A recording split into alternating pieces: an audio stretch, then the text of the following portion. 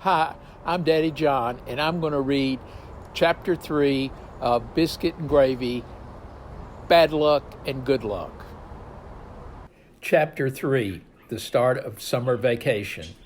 You don't want to sleep late when you're 9 years old, living on a farm, and your best friend lives next door on another farm, and it's summer vacation. Mary Lou is my best friend. You see, Mary Lou and me have a lot of things in common. Her daddy is dead. He died in Korea. Her mother is alive, but married a man that didn't want children, so she sent Mary Lou off to her mother and father to raise. We both have grandparents that love us. I think of Mary Lou's grandmother Jake as my grandmother. I'll tell you how she got that name. She came late in her parents' life, and for over 10 years they tried to have a baby, and they were so sure that baby would be a boy, so they picked the name Jake. Well, after calling their first baby Jake for 10 years before she came, they just couldn't name her Jane. Mary Lou and me liked the woods, the river, fishing, reading, chasing the cows and chickens, and playing with Biscuit and Gravy and her dog Beans. See, Mary Lou has a dog, but Beans is old and can't keep up with the pups like Biscuit and Gravy, so Beans will start out in the morning playing with us, but after a couple of hours ends up going back to the barn for a long nap. Mary Lou's grandmother Jake named that dog Beans because when he was a pup, he let gas all the time, no matter what they fed him. You still don't want him in the cab of your pickup truck because his condition hasn't got any better. We get our chores done by breakfast and meet up at the big tree house both our grandpas built for us. They built it between two big old oak trees. One was a straight-up tree, and the other was a big old twin oak that Grandpa said was at least 100 years old. The first thing they did was run a steel cable through the two trunks to keep the old tree from splitting in a storm. My Grandpa Sam said that the old tree probably wouldn't split anyway because it's done been through more hurricanes than he had been through. Anyway, when they drilled the holes through the trunk to put the cable through, the wood was so hard they almost gave up. It took 2 days to cable that old tree. Our grandpas built scaffolding around the tree and started the platform for our tree house about 30 feet in the forks. Mary Lou and me would help them by bringing tools and supplies to them. We would be on the ground, and they would send a bucket down on a pulley to get tools, nails, water. We would also tie the rope around the lumber, and they would pull each board up by hand.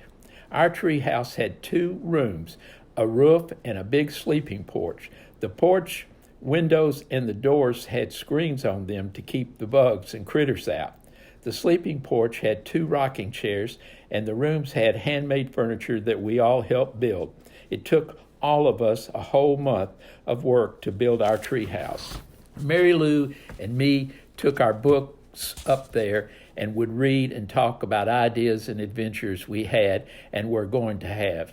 Grandpa Sam let us take his binoculars to the tree house so we could watch the birds and the tree critters. We set up a little tree kitchen with crackers, peanut butter, jelly, bread, and Coca-Cola. We even stayed up there in the rain and storms. Grandpa stopped the storm watching because of lightning. He said when a storm was starting, we needed to get to the house for our own safety. Uncle Jimmy called last night and said he would be up to get me next Saturday. Yippee! I was going shrimping next week. I couldn't wait to tell Mary Lou tomorrow. Grandpa Sam helped me make a plan to pack and be ready next Saturday for the big trip. I just was so excited I couldn't wait. You know, I don't understand girls. I told Mary Lou next day when Mary Lou got to the tree house and she started crying. I just didn't understand her. I thought she'd be happy for me. She didn't even cry when she skinned up her knees when she wrecked her bike on the hardtop road the day we rode our bikes over to Billy's house to watch his cow give birth to a calf. Mary Lou never cried. She went over and sat on the floor of the sleeping porch. She was trying not to cry, but she couldn't stop the tears. Mary Lou, what's wrong? I asked her. I thought you'd be happy for me. She didn't answer me right off. She looked away, trying to rub the tears out of her eyes.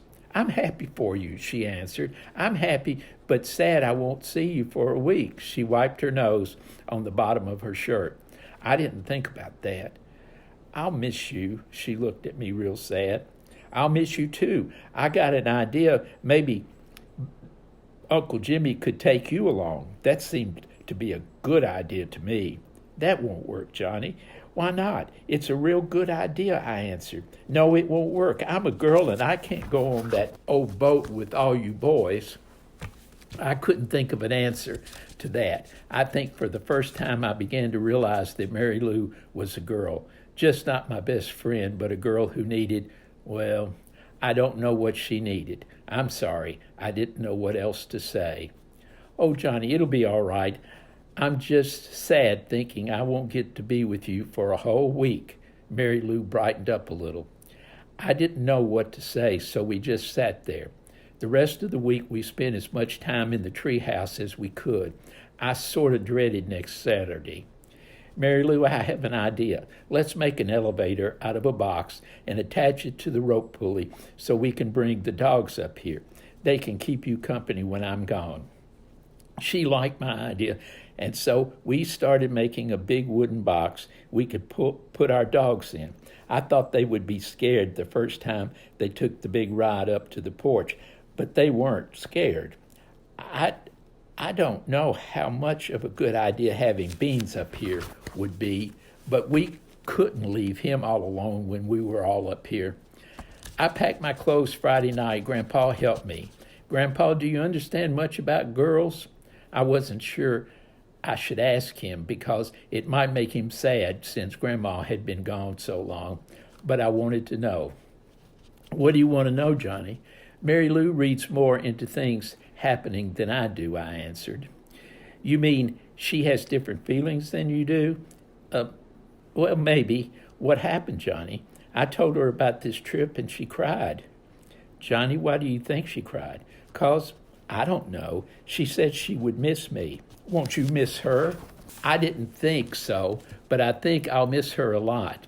I don't know how I feel, but I don't think going with Uncle Jimmy will be as much fun as I thought it would be.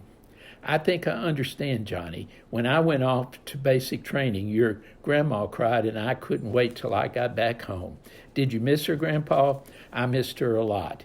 Grandpa? Yes, Johnny, what? I think I'm growing up. Yep, I think you are. Grandpa, how much more am I going to learn? I don't know, Johnny. That's all up to you.